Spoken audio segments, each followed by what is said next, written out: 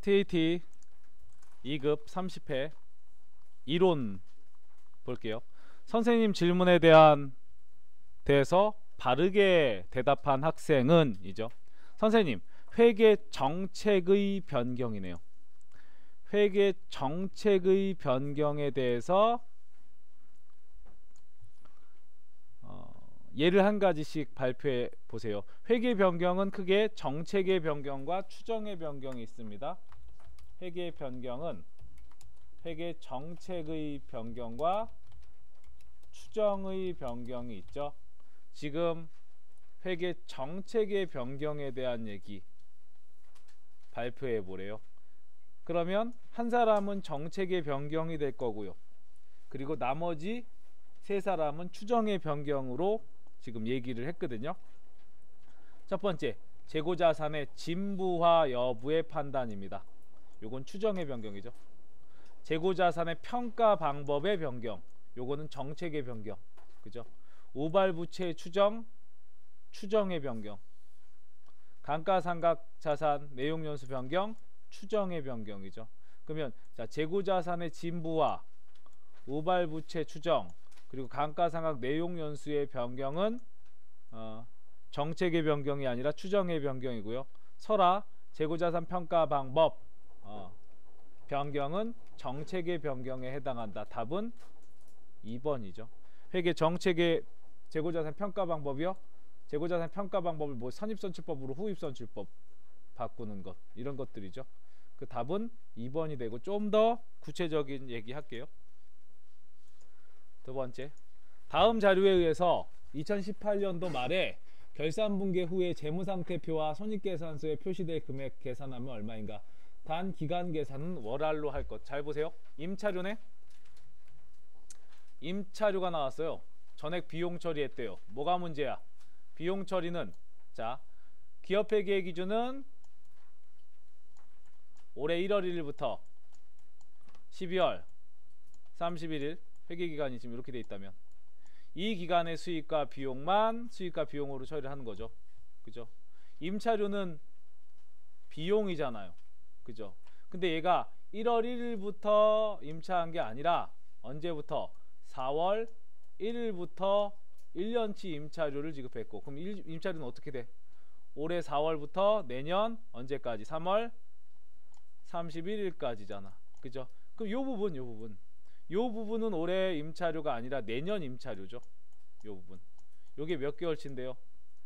3개월치는 내년 임차료라고, 9개월치는 올해 임차료고, 그러니까 9개월치는 임차료라고 처리하고요. 돈 다 냈어도 3개월치는 내년 임차료 먼저 낸 거라고요. 선급금 친척 계정 과목 선급 비용이라는 계정 과목 쓸 거야. 두 개 합치면 얼마여야 되는데? 두 개 합치면 지금 300 낸 거잖아. 그죠? 두 개 합치면 300 돼야 돼요. 그러면 택도 없는 얘네들은 제외할게요. 3번하고 4번 중에 요거 두 개 합치면 지금 300이죠? 그죠? 답은 3번이네. 3번. 그죠? 어떻게 한다고요? 분계 이렇게 하잖아. 여기 있네. 4월 1일날 임차료라고 처리를 해요. 근데 임차료는 얘가 지금 12개월치 임차료라고요. 12개월. 그러면 4월 1일부터 언제까지? 12월 31일까지는 올해 임차료가 맞아. 이게 9개월어치죠. 그죠? 나머지 3개월은 내년 임차료야. 3개월치가 얼마인데요? 75만원? 75만원은 그럼 임차료에서 어떻게 빼줘야죠. 그죠? 대변의 임차료. 그리고 이거는 내년 임차료를 먼저 낸 거다. 뭐요? 선급 비용이라는 자산 계정 과목을 사용하죠. 자산, 선급 비용 자산이죠. 이회계 처리를 뭐라 그래? 비용의 이연이라고 불러요. 비용의 이연. 비용의 이연. 비용을 다음 연도로. 그죠? 그럼 만약에 이 문제가요, 임차료가 아니라 임대료라고 할게요. 임대료 300을 받고 전액 수익으로 처리했다. 그러면 어떻게 분개했다는 거야? 차변에 현금 300, 대변에 임대료 300 이렇게 했다는 거 아니야? 근데 이 임대료도 마찬가지로 언제부터 언제까지 4월 1일부터 12월 31일까지는 올해 임대료가 맞죠. 나머지 3개월은 올해 임대료가 아니잖아. 그럼 3개월치 임대료 75만원을 빼줘야겠죠? 그럼 빼면 어느 쪽에 적어? 차변에 적죠? 차변에 임대료 75만원, 대변에 뭐라 그래? 선수 수익 75만원. 이 선수 수익은 내년 임대료를 먼저 받은 거야. 부채에 해당한다고요. 요게 수익이 차변에 갔죠? 이걸 수익의 이연이라고 불러요. 그래서 지금 수익의 이연, 비용의 이연. 금방 처음에 했던 게 비용의 이연이었고요. 지금 한 게 수익의 이연이야. 한공의 거래에 대한 회계 처리로 옳은 것은 기계장치를 취득해서 상환 의무가 없는 정부보조금 100을 현금으로 수령했다. 분기 언제 몇 월 며칠자 하는 거죠? 1월 1일자에 현금으로 수령한 분기하는 거죠. 그죠? 답은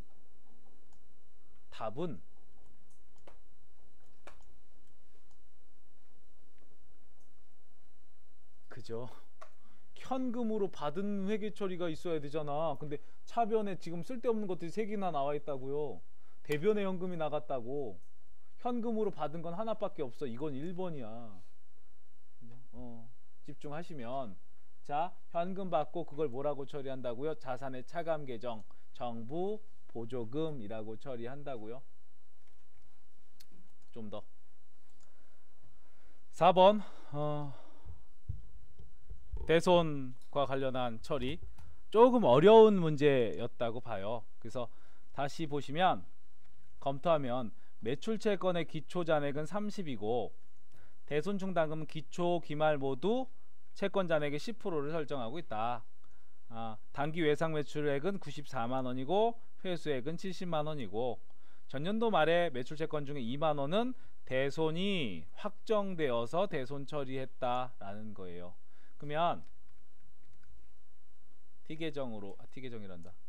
그림으로 보면 이렇게 기초와 기말이 있을 거 아니야. 기초가 있고 지금은 기말에 대해서 대손충당금 얼마 설정하는 거, 대손산업비. 근데 봐봐요. 매출채권은 기초잔액이 30만원이라고요. 30만원 기초. 올해 기초가 30이면 전 기말도 30이 되는 겁니다.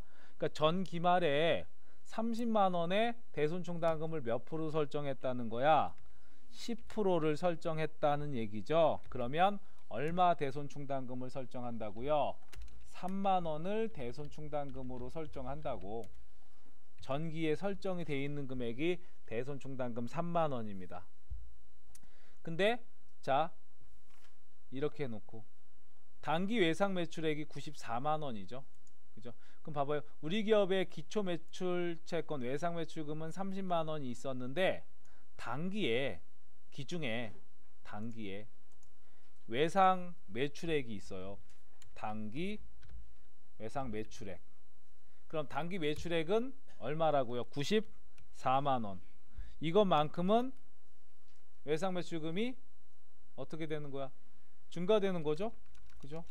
아이고. 단기 외상 매출액 94만원. 이렇게. 근데 회수액은, 매출채권 외상 매출금이 어떻게 되는 거야? 감소되는 거잖아. 70만원. 이렇게. 그럼 결과적으로 요 순액은 얼마가 되는 거냐면 24만원이 되는 거예요. 그죠? 24만원. 그럼 다 합쳐서 매출채권은 54만원일 텐데 전년도 말에 매출채권 중 2만원이 회수 불가능됐대잖아. 이게 뭔데요? 대손의 발생이죠? 회수 불가, 대손의 발생이잖아. 그럼 대손 발생하면 대손 발생하면 밑에다 할게요. 여기다가 대손 발생하면 어떻게 처리하는데요? 우선 대변의 매출채권을 2만원만큼 감소시킬 거고요. 차변에는 이때 현재 시점에서 지금 대손 발생 현재 시점에서 대손 충당금 얼마 있는데요? 3만원 있잖아. 그죠? 그러니까 3만원 중에 2만원만큼을 대변에서 차변으로 대손 충당금 2만원 2분기하겠죠. 2분기하고 나면 대손 충당금 잔액은 대변에 얼마가 남아요? 2분기하고 나면 만원이 남아있는 상태라고요. 그죠? 그리고 매출채권을 어떻게 한 거야? 대변에 깠잖아. 그럼 2만원만큼 매출채권을 어떻게 해야 돼요? 또 2만원만큼은 빼줘야죠. 그럼 실제 우리 기업의 외상매출금 잔액은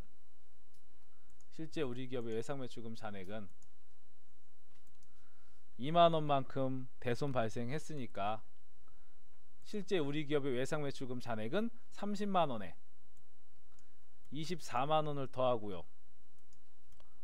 2만원을 어떻게 해야 돼요? 빼줘야죠. 그죠? 2만원을 빼줘야지. 그럼 실제 기말 매출채권 잔액은 얼마가 되는 거야? 30에 24만원 더하고 2만원 빼면 52만원이 매출채권 잔액이 된다고요. 이 금액에 몇 프로 설정한다고요? 대손 충당금 10% 설정한다고. 그럼 얼마 설정된다고요? 52,000원 설정된다고요. 52,000원 대손 충당금 설정해야 되는데 현재 시점에 대손 충당금 얼마? 만원 있잖아. 그러니까 얼마 더 설정하면 된다고요? 42,000원만큼 차변의 대손 상각비 42,000원, 대변의 대손 충당금 42,000원 이렇게 설정한다고. 그래서 답은 1번이었다고요. 5번 사채 발행과 관련한 회계 처리네요. 사채 발행. 사채 발행이요. 계속 나오고 있죠. 그죠? 우선 사채 할인 발행 차금, 사채가 할인 발행되면 사채 할인 발행 차금이 차변에 잡히고요. 사채가 할증 발행되면 사채 할증 발행 차금이 반대로 잡혀 대변에 잡혀요. 사채 할인 발행 차금은 이자 비용에 가산하는 거고요. 가산. 사채 할증 발행 차금은 이자 비용에서 거꾸로 감하는 거야. 줄이는 거야. 사채 할인 발행 차금의 상각은 당기 순이익을 감소시킨다. 이 사채 할인 발행 차금 상각하는 방법이 있었는데요. 무슨 방법만 사용한다고? 정액법 사용한다 안 한다? 사채 할인 발행 차금의 상각 정액법 사용한다 안 한다? 안 해. 뭐만 사용한다고요? 더럽게 어려운 방법. 유효 이자율법. 유효이자율법에 의한 상각 해봤잖아. 또 할 거야. 유효이자율법에 의한 상각 얘만 기업회계 기준 인정한다고요. 그래서 사채 할인 발행 차금 상각하게 되면 사채 할인 발행 차금 상각이라는 게 사채 할인 발행 차금을 사채 발행 기간 동안 이자 비용으로 처리하는 거야. 그러니까 이자 비용으로 처리가 되니까 비용이 회계 처리가 되면 당기순이익은 감소되겠죠. 그죠? 3번 사채 할인 발행 차금의 상각은 사채 할증 발행 차금이죠. 사채 할증 발행 차금의 상각은 사채 장부 금액을 감소시킨다. 이거 맞는 얘기거든요. 좀 이따 보여드릴게요. 그림으로 보여드릴게요. 사채를 할인 발행하는 경우 손익계산서 이자 비용은 사채 장부 금액에 여기가 틀렸네. 액면 이자율이 아니라 시장 이자율 또는 유효 이자율. 시장 이자율 또는 유효 이자율.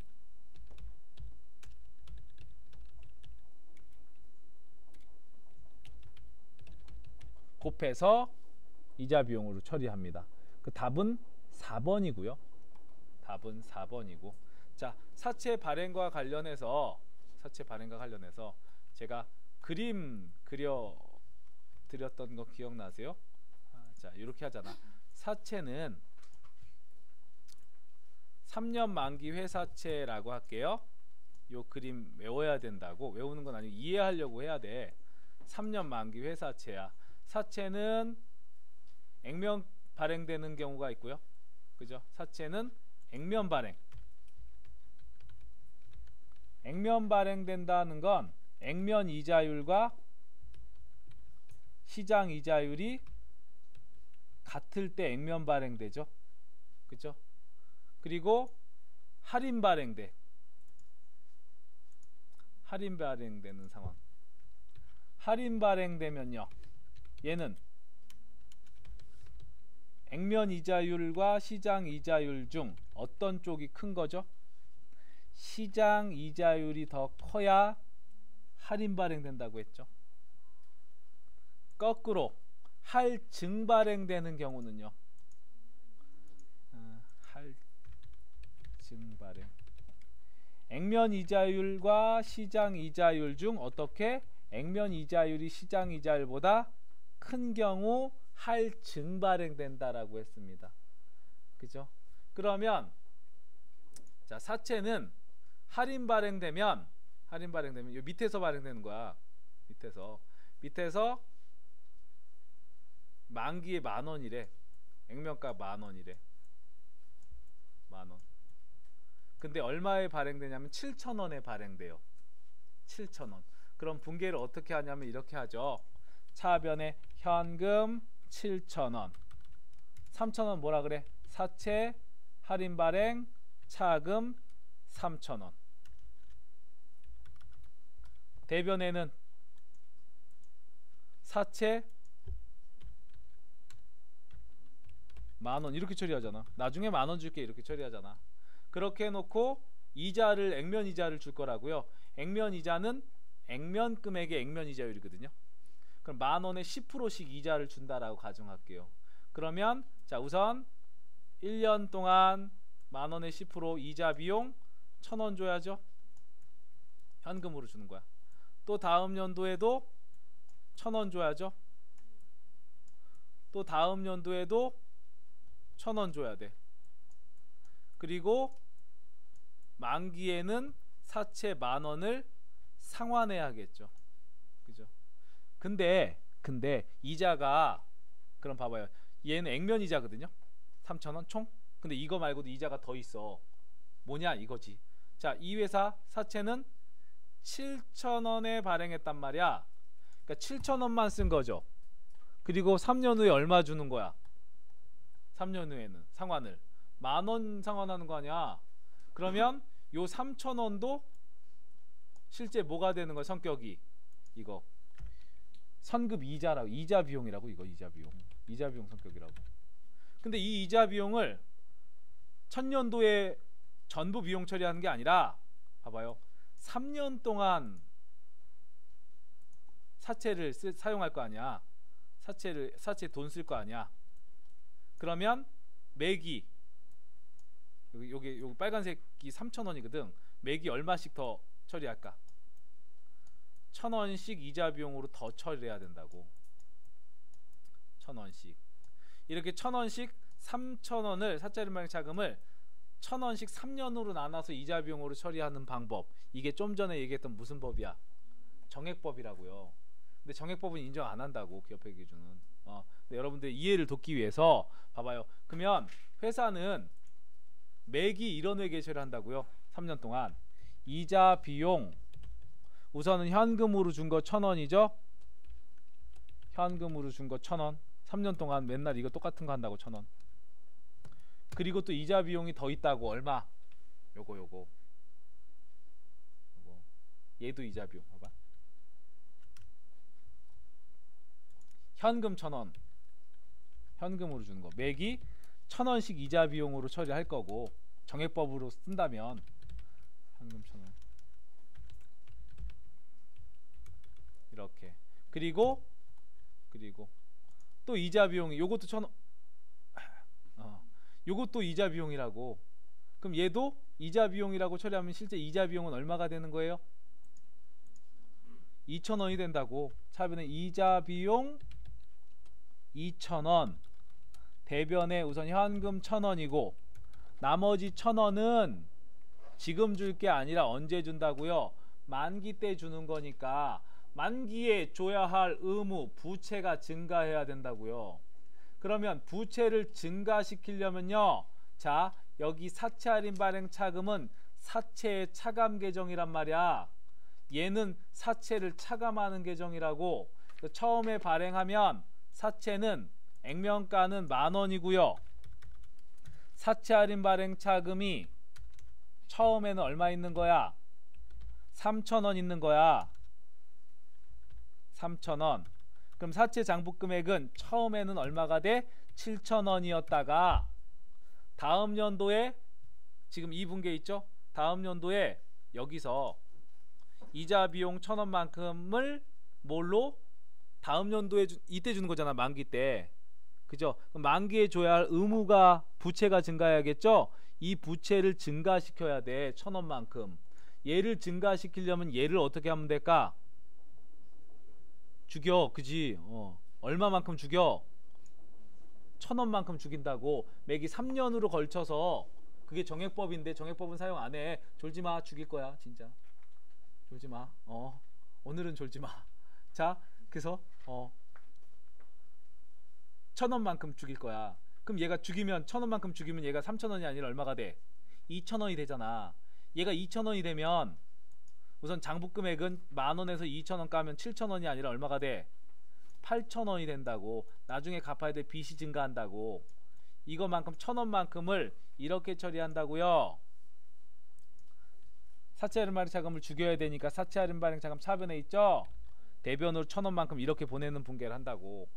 이렇게 다음 연도가 되면 또 이자 비용 2,000원, 현금 1,000원, 사채 할인 발행 차금 1,000원 하면 사채 할인 발행 차금 1,000원만큼 더 줄이면 사채 할인 발행 차금은 1,000원만 남겠죠? 그러면 다음 연도에는 사채 장부 금액이 얼마가 돼? 9,000원이 돼. 9,000원. 사채 장부 금액 9,000원이 돼. 그리고 또 마지막 연도에 2회계 처리해. 그럼 사채 할인 발행 차금이 마지막엔 얼마가 되는 거야? 0이 되죠? 그러면서 사채 장부 금액은 얼마가 돼요? 10,000원이 된다고. 이렇게 사채 할인 발행 차금을 사채 상환기간 동안에 걸쳐서 다 없애버리는 작업. 없애서 그걸 뭘로 처리해? 이자 비용으로 처리한다고요. 이게 사채 할인 발행 차금의 상각이야. 어떤 방법만 인정한다고? 지금 한 건 정액법이지만 유효이자율법만 인정한다고요. 그래서 사채가 7,000원이었다가 처음에 7,000원이었다가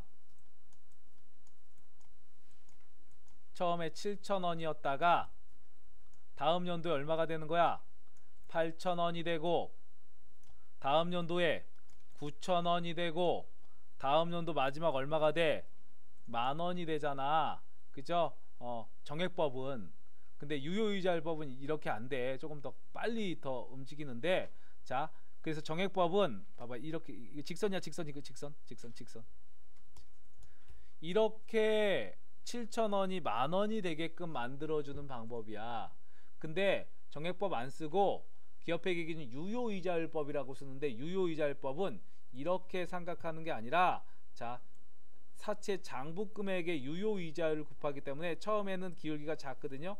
근데 시간의 경과에 따라서 급격하게 올라간다고. 이렇게. 이게 유효이자율법이야. 그래서 유효이자율법의 특징이, 자, 이 사채 장부 금액 있죠? 자, 사채 장부 금액은 우선 사채 장부 금액은 시간의 경과에 따라서 어떻게 되는 거야? 증가하잖아. 그죠? 그래서 유효이자율법은 사채 장부 금액 시간의 경과에 따라서 증가라고요. 그리고 장부 금액에, 이 장부 금액에 유효이자율을 곱하는 거야. 시장 이자율을 곱한다고. 그래서 이자 비용을 지급하는 거거든. 그럼 당연히 장부 금액이 커져. 그 금액에 이자율을 곱하는 거니까 이자 비용도 시간의 경과에 따라서 어떻게 될까?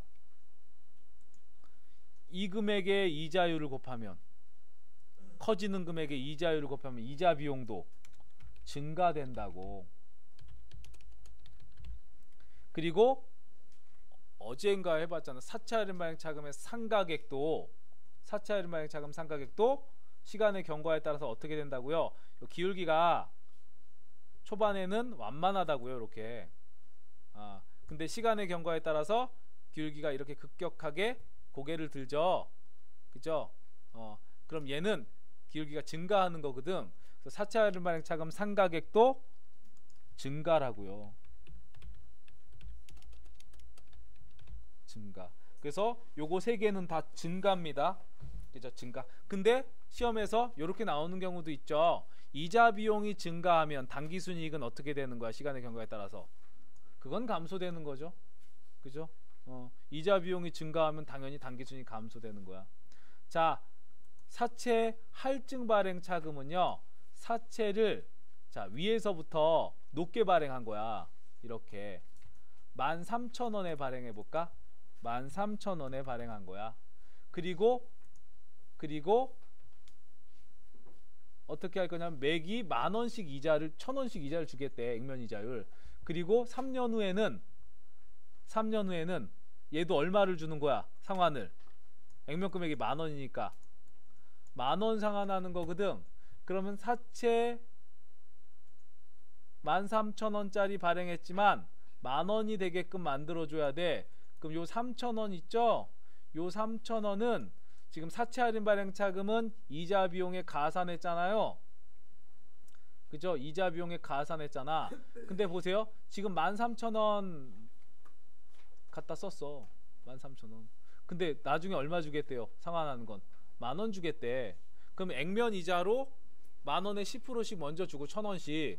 그건 똑같은데 나중에 3년 후에는 13,000원 갖다 썼는데 3년 후에 얼마 주겠다고요? 10,000원 주겠다고. 그죠? 3년 후에. 그럼 이자 비용은 3년 동안 얼마가 되는 거냐면 액면 1,000원씩 지급하고요. 3년 동안. 그죠? 근데 13,000원의 사채를 발행하고 3년 후에 10,000원 주는 거니까 실제 이자 비용은 3년 동안 얼마가 되는 거냐면 3,000원을 까야 돼. 그럼 이자 비용은 0이 되는 거야. 3년 동안. 그럼 사채 할증 발행 차금은 이자 비용에 어떻게 할 거라고요? 뺄 거야. 오케이? 거꾸로 된다고. 그럼 봐봐. 사채 할증 발행 차금도 10,000원이 얘가 12,000원, 11,000원, 그리고 마지막에 10,000원이 되는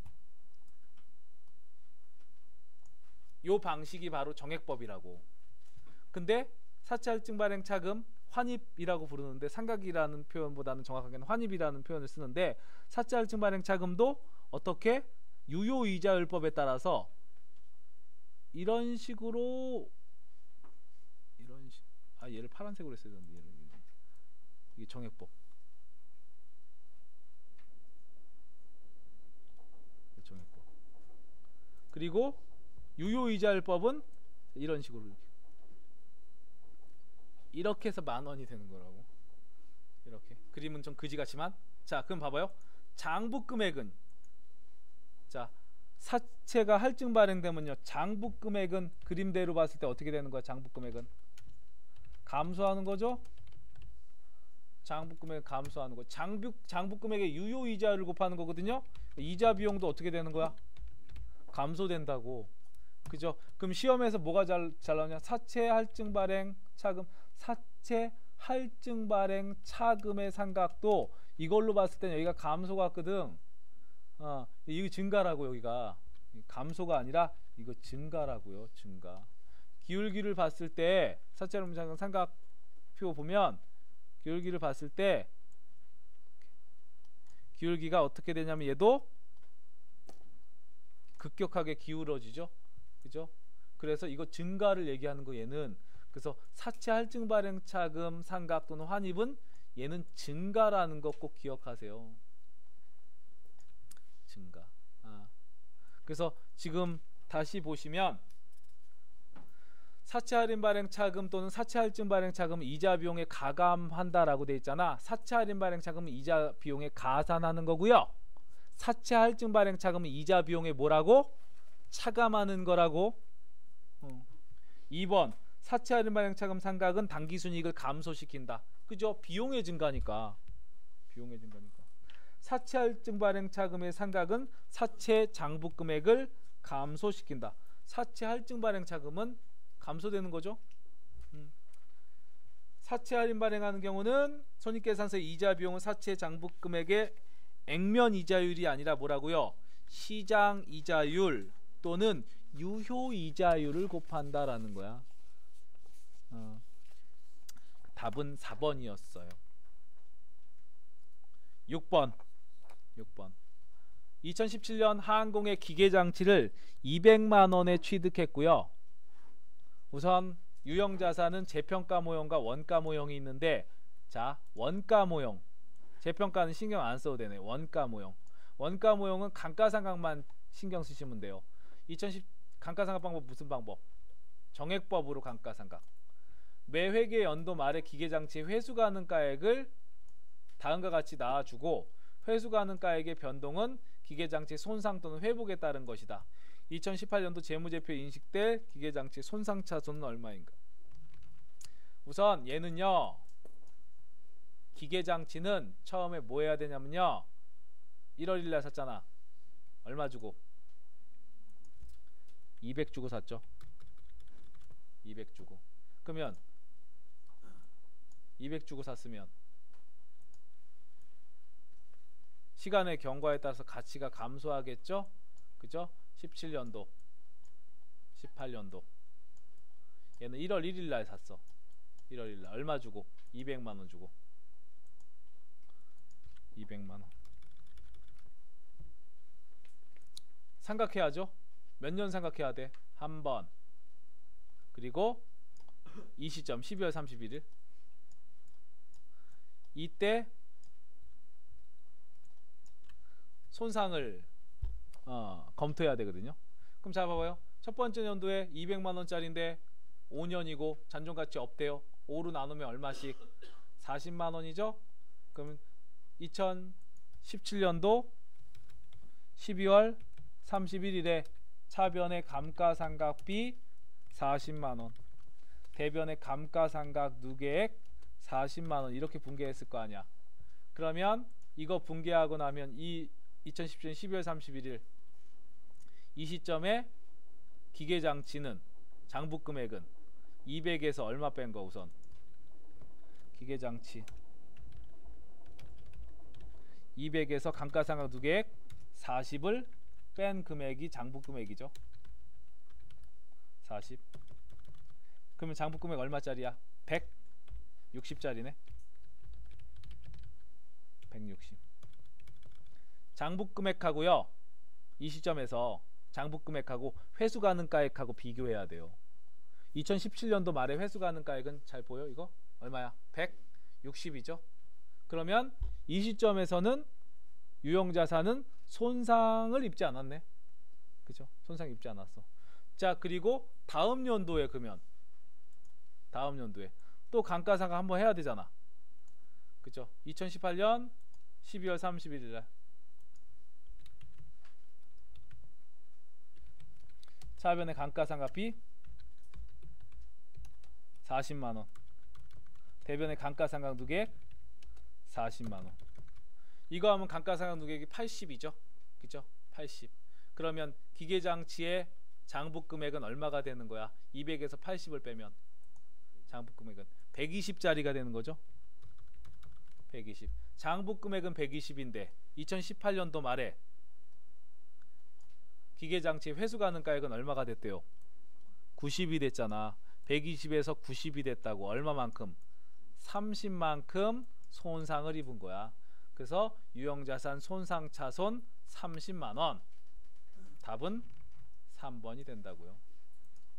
분계는 유형자산 손상차손 30, 대변의 유형자산 손상차손 누계액 30만. 이렇게 분계가 된다는 겁니다. 답은 3번. 7번. 단기 중에 7월 중에 상품을 매입해서 판매했다. 7월 상품의 매입 매출 거래 내역이다. 7월 말 상품 재고액과 7월의 매출 원가는 얼마인가? 단회사는 선입선출법에 따라서 매입 매출전표 입력, 아니 뭐래? 7월 말에 기말 재고와 매출 원가를 구하는 문제입니다. 자, 우선은 얼마인지 볼까요? 이거 기초 재고 7,500원 매입했고요. 또 8,500원 매입했고요. 그리고 매입한 것만 봤을 때 12,600원 매입한 거죠. 그럼 다 합쳐서 7,500원에 8,500원 더하고 12,600원을 더하면 다 합쳐 28,600원이네. 그죠? 28,600원 원가로 28,600원. 이 금액이 팔린 것과 남아있는 것으로 구분이 되는 거죠. 매출 원가와 기말 재고로 구분이 될 거야. 그죠? 28,600원이 기말 재고와 매출 원가로 구분을 할 거라고요. 그래서 이 기말 재고를 얼마라고 평가하냐, 이 기말 재고를 얼마라고 평가할 거냐, 방법이 어떤 방법이 있어요? 우선 수량 곱하기 단가로 평가할 거고요. 단가 계산하는 방법, 개별법, 선입선출법, 후입선출법, 총평균법, 이동평균법 등이 있죠. 그 중에 무슨 방법 쓴대요? 선입선출법을 쓴대. 선입선출법. 그럼 우선 문제의 답만 산출하고 요와 관련한 얘기를 깊게 할게요. 깊은 얘기가 있어. 자, 우선 선입선출법이요. 선입선출법 뭔데요? 먼저 매입한 자산이 먼저 팔렸다라고 보는 거잖아. 몇 개 팔렸는데요? 80개가 팔렸죠. 그러면 이 80개 뭐가 팔린 거야? 선입선출법 50개 얘랑 여기서 30개죠. 그죠? 그거만큼이 매출원가야. 50개 곱하기 150원, 30개 곱하기 170원. 그러면 기말 재고는 얼마가 되는 거야? 20개 곱하기 170원 하고요. 그리고 70개 180원이 되는 거겠죠? 요게 매출원가가 됩니다. 선입선출법. 근데 8번 회계의 정의와 목적에 대한 설명으로 옳지 않은 것은 답은요, 이 아이가 답이 될 가능성은 제가 봤을 때 90% 이상이야. 모든 이런 극단적인 표현은 거의 답이거나 오답이고 둘 중에 하나거든. 그치, 답이나 오답 둘 중에 하나겠지 뭐. 자, 아무튼 회계는 봐요, 이해관계자들이 경제적 의사결정을 수행하는 데 필요한 유용한 모든 정보를 제공하지는 않죠. 그죠? 회계적인 재무적인 정보를 제공하는 거지. 답은 1번. 재무제표는 위탁받은 자원에 대한 경영자의 수탁 책임 또는 회계 책임의 결과를 보여준다. 말이 되게 어려운데 이거야. 위탁받은 자원에 대한 경영자의 수탁 책임 또는 회계 책임의 결과요. 위탁이라는 건 맡긴 거죠. 돈을. 그죠? 누가? 주주가. 돈 채권자가 돈 빌려주고 한 거죠. 그죠? 그럼 경영자는 그거 가지고 뭐 해야 돼요? 이익 창출해야죠. 그죠? 그 돈 가지고 자기 집 고치고 막 이러면 안 되잖아. 그죠? 그래서 재무제표는 그러한 어떤 위탁받은 자원에 대한 경영자의 수탁 책임 또는 회계 책임의 결과를 보여준다고. 3번. 재무제표는 기업의 수많은 거래를 뭘로? 화폐 단위로 요약합니다. 그래서 표준화된 방식으로 기록 보고하는 회계 보고서야. 회계정보 이해관계자는 누군데요? 그러면 외부정보 이용자들은 주주, 채권자, 정부 등. 그죠? 외부정보 이용자죠. 그죠? 지금 답은, 그래서 무슨 답은 뭐야? 1번이야. 모든. 9번. 우리나라 부가가치세법에 대한 설명을 옳지 않은 것은 장난하나. 부가가치가 클수록 더 높은 세율을 적용하는 단계별 부가가치세율을 적용하고 있다. 우리나라 부가가치세법은 재화나 용역의 공급대가, 재화의 수입의 부가가치 10% 단일 세율이죠. 물론 외국으로 수출하면 0% 세율을 적용합니다. 0세율. 단일 세율이라고 불러. 최종 소비자에게 세부담이 전가될 수 있는 간접세 형식이죠. 간접세. 납세 의무자와 납세 의무자, 세금을 신고하고 납부하는 납세 의무자는 일반적으로 사업자입니다. 근데 세금을 부담하는 자는요, 누구야? 담세자죠. 담세자. 누구야? 최종 소비자. 납세 의무자와 담세자가 어떤 세금이야? 이거 다른 세금이죠. 이걸 세자로 줄이면 간접세라고 불러요. 간접세. 재화가 국가 간에 이동하는 경우 소비하는 국가에 과세한다. 소비지국 과세 원칙. 그래서 이 소비지국 과세 원칙의 구현을 위해서 재화를 외국으로 수출해. 그럼 뭘로 보내줘요? 영세율로 보내주죠. 영세율. 소비지국 과세 원칙 구현이죠. 납세 의무자는 재화 또는 용역을 공급하는 사업자, 담세자는 최종 소비자다. 그죠? 요게 간접세죠. 답은 1번. 10번. 부가가치세법상 영세율과 면세에 대한 설명으로 옳은 것은, 면세사업자는 매입시 부담한 부가가치세액을 공제받을 수 없죠. 부가가치세법상 매입세액 공제받는 사업자는 무슨 사업자인데요? 과세사업자죠. 과세사업자. 영세율 적용 대상자는 과세사업자로서 부가가치세법상 제반 의무를 이행합니다. 답은 2번. 영세율 적용 대상 사업자도 부가가치세 세율만 0%일 뿐이지 다른 과세사업자랑 똑같이 부가가치세법의 모든 의무를 이행합니다. 면세는 소비지국 과세 원칙을 구현. 뭐가 틀렸어요? 면세가 아니라 뭐요? 금방 했죠. 영세율이 소비지국 과세 원칙 구현이죠. 그죠? 면세는 소비지국 과세 원칙이 아니라 뭐라고 했죠? 조세 부담의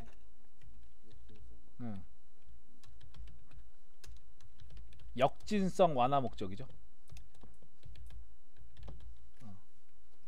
4번. 사업자가 비거주자 또는 외국법인인 경우에도 거주자 또는 내국법인과 같이 모두 영세율을 적용한다. 아니요. 사업자가 비거주자 또는 외국법인이면요, 그쪽 나라에서 우리나라한테 영세율 적용해줘야 우리도 영세율 적용해주는 거야. 상호 면세주의라고 불러요. 답은 2번. 11번.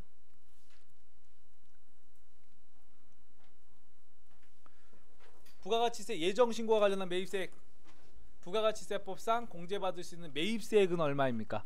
그럼 이런 문제가 나오면요, 부가가치세법상 공제받을 수 있는 매입세액 나왔으니까 그러면 일부분은 매입세액 공제가 안 되는 것들이 나올 거야. 그래서 우리는 보통 눈에 익은 것도 있어. 뭐요? 공장 화물차 유류되는 매입세액 공제되고요. 거래처 발송용 추석 선물 세트 구입과 관련한 매입세액, 이거 매입세액 공제 안 돼요. 유역. 자, 세금에서 받으면 오사불공이라고 하고요.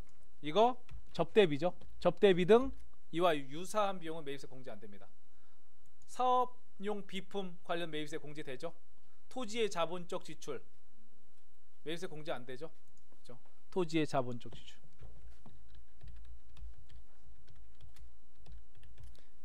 그래서 매입세액 불공제를 찾는 게 아니죠. 매입세액 되는 걸 찾는 거니까 250과 400, 650이 되네요. 답은 여기에 막 440 이렇게 돼 있으면 440 하시는 경우도 있어. 매입세 공제 안 되는 거. 아니, 아무 생각 없이. 근데 지금 매입세 공제되는 거 찾는 거야. 12번. 다음 중 소득세법상의 종합소득금액에 대해서 바르게 설명한 자는 누구인가? 라고 돼 있어요. 우선 얘는 조금 이따가 이제 본교재에서 좀 설명해야 될 부분들이 있어요. 근데 우선 이로윤. 자, 기준시가 6억인 한 개 주택을 소유하는 주택 임대 소득은 비과세 사업 소득에 해당해. 요건 맞는 얘기입니다. 기준시가 6억짜리. 6억짜리. 보통 이제 9억을 초과하지 않는 주택에 대해서 임대하는 건 비과세야. 한 주택 하나 고가주택이 아니야. 그때 그 고가주택은 우선 기준시가 9억을 초과하면 고가주택이라고 보는데, 자, 그 6억짜리죠. 그죠? 이거 하나를 주택 임대에서 받는 소득이야. 그럼 과세하지 않겠다고요. 왜? 집 한 채 있는데 그거를 지금 임대한 거잖아. 그럼 이 사람들은 어디 가서 살아? 어디 가서 뭐 월세나 뭐 해서 살 거 아니야? 그죠? 그러니까 자기 집 한 채를 임대하는 건 비과세하겠다고요.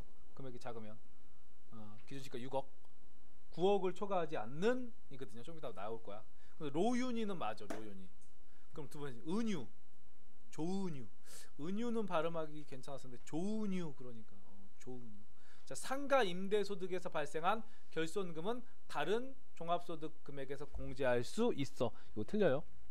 상가 임대소득에서 발생한 결손은요, 다른 종합소득이 아니라 상가 임대소득 다음에 상가 임대소득이 발생하면 거기서만 그 결손을 차감합니다. 조은유 틀렸어. 이연희 왜 이렇게 앉아있어 얘. 자, 2배사 근년기 태양 모두 합산해서 종합과세한다. 틀렸죠? 어디까지만? 2배 4 근데 연기 여기까지 종합해서 종합과세. 퇴직과 양도소득은 종합하지 않고 뭐요? 분류과세. 아버지와 아들이 공동으로 사업하는 경우에도 각각 아버지와 아들이 공동으로 사업하는 경우에도 원칙적으로 각각 소득금액을 아버지 소득금액 따로 아들 소득금액 따로 소득금액을 계산하는 게 원칙입니다. 근데 이제 공동사업과 관련해서는 이거 종합과세 하는 경우가 있거든요. 근데 원칙은 각각 하는 거야. 그래서 우선 아버지와 아들 사업하는 경우 합산해서가 틀렸어요. 각각 하는 거야. 그래서 지호도 틀렸어. 은유도 틀렸고 이연희도 틀렸고 로윤이만 맞아요. 그러면 요 부분에 대한 얘기를 좀 더 할게요. 13번 소득세법상 일용근로자의 소득에 대한 설명으로 옳지 않은 것은 일용근로자의 근로소득은 1일 10만원 이하면 일용근로소득 공제가 10만원이기 때문에 근로소득이 10만원 이하면 세금 없죠. 일용근로자의 산출세액은 근로소득 과세 표준의 6에서 42%, 67, 42, 7단계 초과 누진세율이었죠. 그죠? 6에서 42%, 65, 24, 35, 38, 40, 42. 근데 일용근로자는 6% 하나죠. 단일세율이죠. 요거 하나죠. 답은 2번이네. 일용근로자는 근로소득 산출세액의 55% 공제 맞고요. 일용근로소득자는 항상 분리과세. 그래서 연말정산에서 일용근로 나오면 분리과세죠. 종합과세되는 소득 없죠. 답은 2번. 13번 14번 소득세법상 종합소득공제에 대한 설명을 옳지 않은 것은 장애인은 기본공제 적용할 때 나이 제한 받지 않습니다. 소득요건은 제한받아요. 입양자와 그 배우자가 모두 장애인이면 그 배우자도 기본공제 적용 대상 부양가족이 될 수 있다. 자, 이 얘기죠. 보통은 직계비속이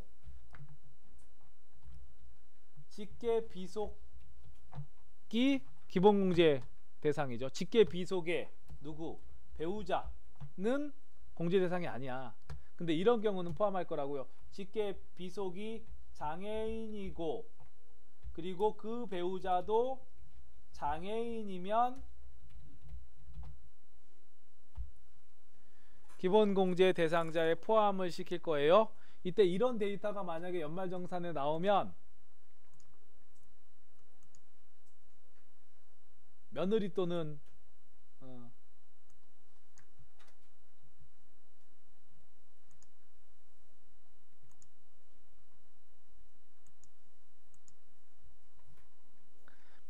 사위를 직계비속이라고 할 텐데 여기서 입력할 때 직계비속 데이터를 쓸 텐데 어떤 직계비속 데이터를 쓴다고요? 며느리 사위 이 데이터야. 4번이 아니라 직계비속이 배우자고 그 배우자 직계비속이 배우자는 무슨 얘기야? 자, 직계비속이 장애인이고 그죠? 그 직계비속의 배우자가 장애인인 경우 그러면 그때는 요걸로 한다고? 오케이? 그러니까 며느리 사위가 되겠죠. 이제 며느리 사위. 며느리 사위. 자, 부양가족 될 수 있다. 사업 요거 잘 보세요. 우리 소득금액 100만 원 이하라는 건 세 가지 소득금액이야. 종합소득금액, 양도소득금액, 그리고 퇴직소득금액. 이거 세 개 합쳐서 소득금액이 100 이하여야 돼요. 이거 합쳐서. 그런데 종합소득 중에 근로소득 있죠. 근로소득만 있으면 얼마까지 괜찮다고? 500까지. 원래는 봐봐요. 333만 3,333원 근로소득. 여기에 근로소득 공제를 500까지는 70%거든요. 그러면 333만 3,333원에 70%면 233만 3,333원이야. 그래서 근로소득 금액이 100이 된다고. 그러면 원래는 근로소득은 이 금액까지만 인정을 하는데 근로소득만 있다면 총급여 얼마까지 괜찮다고요? 근로소득 500까지 괜찮다고. 근데 사실은 500은 근로소득 공제를 70% 해주면 5735 350 해주면 근로소득 금액이 얼마가 돼? 150이 되는 거야. 하지만 예외적으로 근로소득만 있으면 소득금액 100이 넘어도 괜찮다고요. 근로소득만 있으면. 근데 여기는 근로소득뿐만 아니라 뭐도 있어요? 사업소득도 있잖아. 그러면 이 규정은 이제 얄짤 없이 어떻게 100만원 규정이라고. 100만원 두 개 합쳐서 100만원 넘죠. 그죠? 그래서 공제받을 수 없다고. 연말정산에서 이렇게 나올 수 있잖아. 그죠? 이 배우자가 근로소득만 나오면 판단할 때 어떻게 판단하면 돼요? 다른 뭐 부양가족 나오더라도 500만원 기준으로 500까지 총급여가 500이면 괜찮은 거고, 근로소득 금액으로 봤을 땐 150까지 괜찮은 거라고. 근데 이렇게 나왔어. 배우자가 사업소득 금액이 50이 있고 근로소득 금액이 60이 있대. 그럼 이건 얄짤 없이 100 가지고 하는 거야. 그러니까 합치면 100 넘죠? 그러므로 배우자 공제 받을 수가 없게 된다고.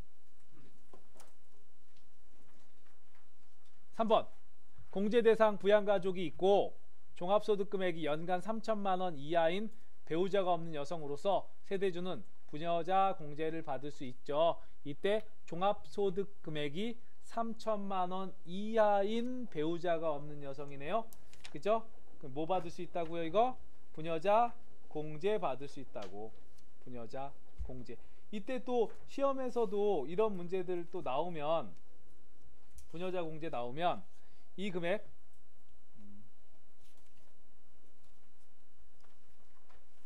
얼마였지? 그래서 시험에서 만약에 연말정산과 관련해서 여러분들 시험에서 얘가 나왔어. 그러면 여자분이 나왔을 경우는 여러분들이 판단하는 거 아니라 그랬죠. 사실은 어디 가면 있을 거라고 했어요. 연말정산 자료 가서 보시면 추가 자료 입력해서 보시면 있어. 하지만 만약에 여자분이야. 그럼 총급여로 나왔어. 그러면 여자분 부녀자 공제 받을 수 있는 금액은 41, 470 그리고 588이었죠. 요게 근로소득 금액 계산하면 3천만 원 나와요. 41, 470, 588. 이걸 쓸데없이 외울 필요는 없는데 쓸데없이 외울 필요는 없는데 혹시나 해서 잠깐 외우고 있을 수는 있잖아. 잠깐 41, 470, 588. 그죠? 시험장 다니면서 이렇게 다 적어놓다니까. 이게 뭐죠? 학생 사람들 뭐를 이러거든요. 그지? 그러면 안 되지, 그지? 자, 열심히 보세요. 그거 그거 해서 우리한테 중요한 건 시험 합격하는 것도 중요하지만 그래도 내 양심껏 보는 것도 중요하죠. 그죠? 그렇지 않아? 자, 최대한 열심히 하셔야 된다는 거야. 그죠? 최대한 공부한 거 열심히 양심 속이지 말고. 자, 15번 볼게요. 소득세법상 소득공제 및 세액공제에 대한 설명으로 옳지 않은 것은 옳지 않은 것은이 나왔거든요. 우선 요 문제는 보세요. 의료비 지출액에 대해서는요, 의료비는 신용카드 소득공제도 가능하고요, 의료비 세액공제, 의료비를 신용카드로 결제하면요 신용카드 소득공제도 되고요, 의료비 세액공제도 된다는 얘기야. 오케이? 그러면 우선 답은 없다니까 답은 요거죠. 그죠? 그러면 1번 국민주택 임차를 위한 차입금의 원리금 상환액의 경우는 40% 해당하는 과세기간에 근로소득금액에서 공제한다. 조금 이따 보여드릴게요. 두 번째, 근로소득자 본인의 종교단체 기부금은 기부금 세액공제 대상이죠. 종합소득이 있는 거주자의 공적연금보험료 납입한 경우 전액 소득공제 가능하죠. 그러면 자, 요 부분 1번 있죠? 1번 본교재